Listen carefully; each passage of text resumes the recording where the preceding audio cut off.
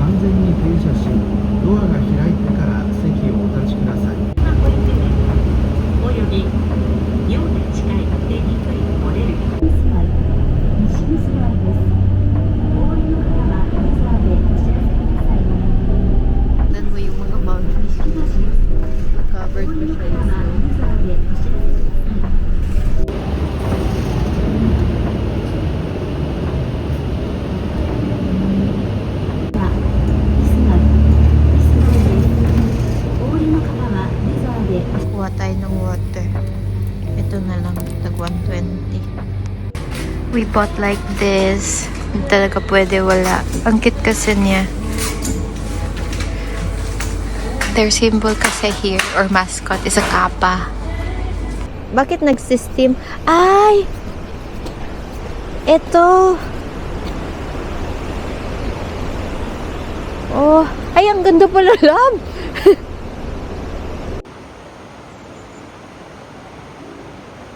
Ang gusto ko mato aning bridge, katong bridge. Tapos ato man kahatas sa Momiji Bashi with Bashi. Asa ni siya dapat? Ay, mag-search na naman yun. At sa sightseeing na lang tayo para makita natin. Baka may ano sila eh. Ano yan? Hala, baka mga kapa to. If you ever played Harvest Moon, you would know.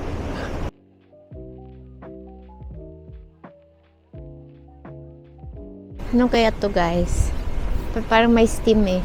7 o'clock to 21 o'clock. Open na siya. Ay! Hala! Pwede tayo mag-footbath dito, day.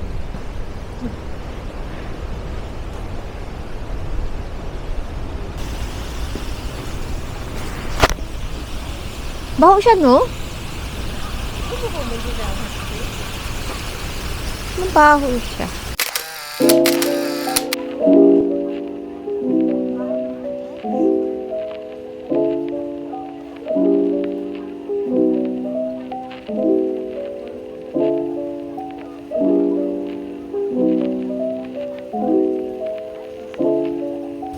Timuhang breath. Parang naka-freezer ka sa SNR. Naka-lock. Naka-full blast. Here, di kayo bugnaw. Kato sa ubos bugnaw. Pinanindigan talaga nila yung kapa na aesthetic. So, if you wanna stay here, may mga hotel. It's just 1 hour from Sapporo. So, pwede din mag-day trip if you want. Kain muna ng hotdog. Mura lang kasi. Hala, si Dodo. Pero kung brother natin yan. Yan lang natin alam. This is Indian natin. Tanungin natin yung iba. Wala silang makikita.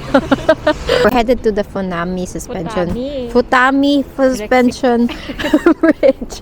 And it's 400 meters from here. Lakad lang kami. Wala kami pang taxi. Ito na mga ang park, Futami Park. And then, papunta na kami sa Futami Suspension Bridge. Walang fall foliage kayo, wala ng trees, wala ng leaves.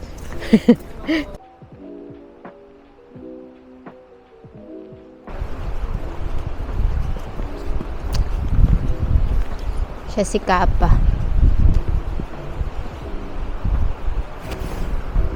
Futami Park. Wala kay siya tao. Kay hindi siya peak season.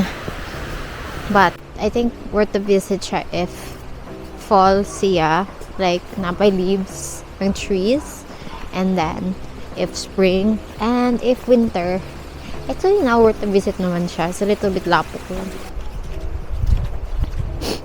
Tabi-tabi po.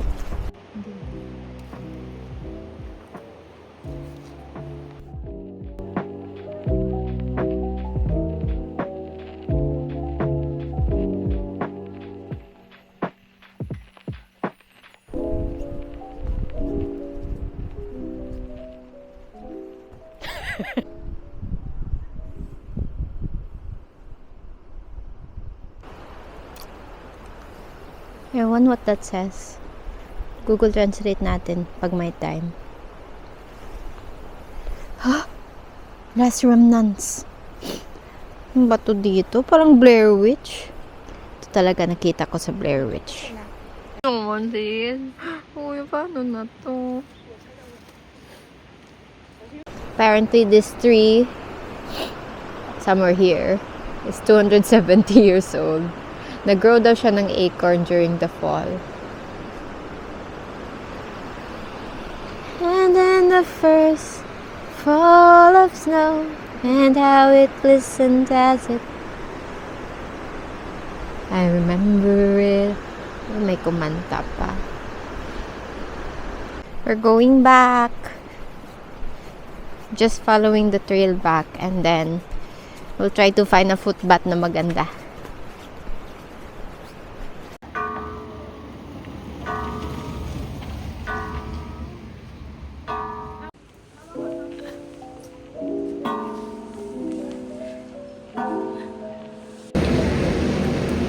Ano lang siya dito? Kasi kung di hapon yung fortune.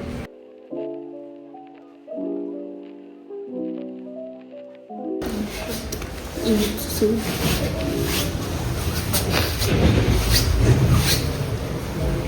Cave pala siya. Ito pala siguro makita mo sa loob ng cave. Kung gusto kang pumasok sa cave, 300 yen siya. Looking for some place to eat. Kaya nagutom na kami.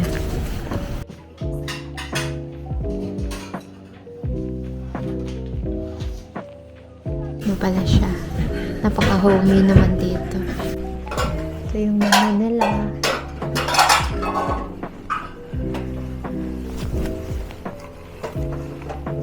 May ramen din sila if you want.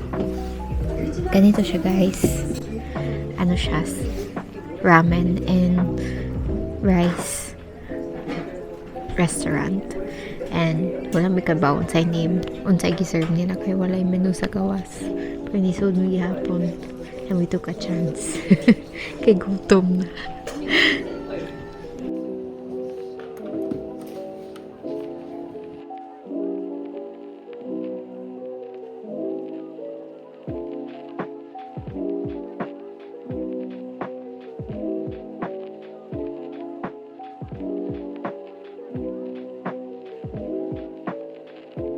Yummy ang food. Kini day na area, magpanfax muna ako. 4 day ni Kabo hot spring. Kini ang hot spring ang Josan K. Para daw siya para sa kanang masuti mong joints ba. May isang hot spring din diri sa may Sapporo na for beautiful skin. Sana nandun tayo.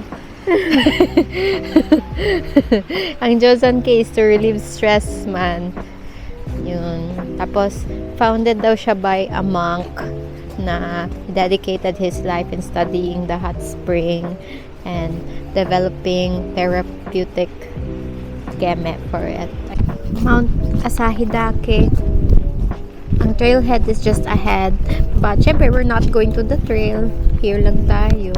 Hindi daw siya naka-sunblock today. Ako naka-sunblock talaga.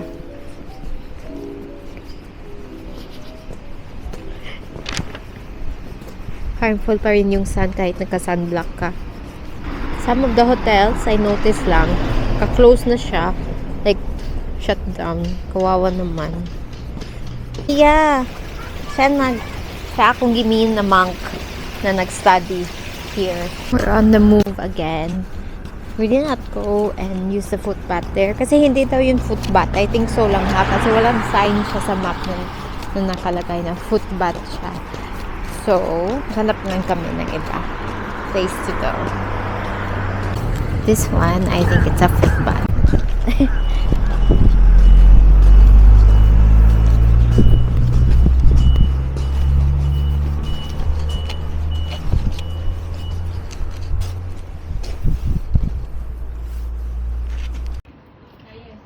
As in, hindi talaga siya mainit, sis. May isa din na ganito. Nakita niyo yun, yung sa baba. More diha. We're in the cafe. And hindi kami nag-expect. Ang ganda pala sa cafe.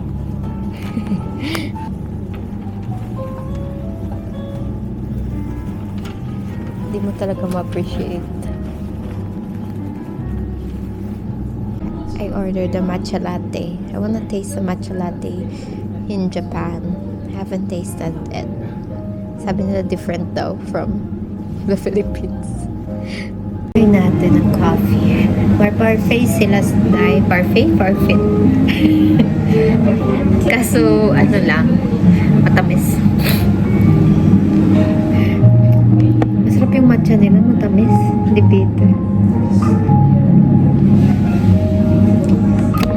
Amoy ko ito eh. Buhay siya ng matcha tayo.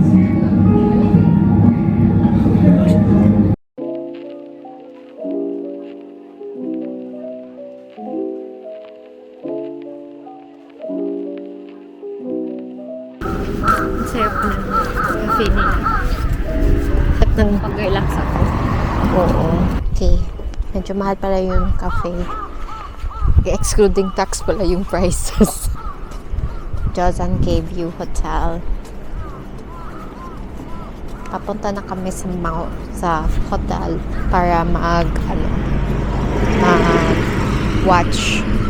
wait for the bus to arrive.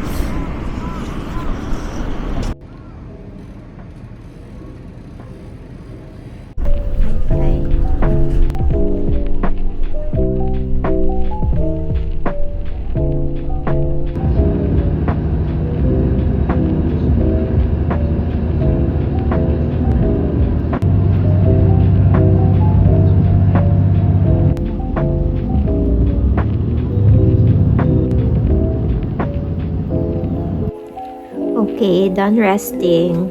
By the way, we stopped by the hotel and we rested for a bit, freshen up, and now it's time to brave the cold again to have our dinner and maybe go around.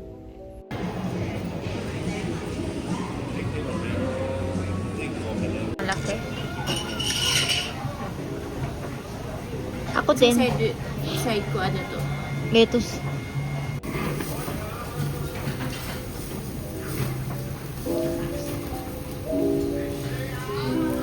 Hi, we just came back to the hotel. Tomorrow, we will fly back to Narita. I won't film, probably. So, I'll see you in Tokyo. Bye-bye.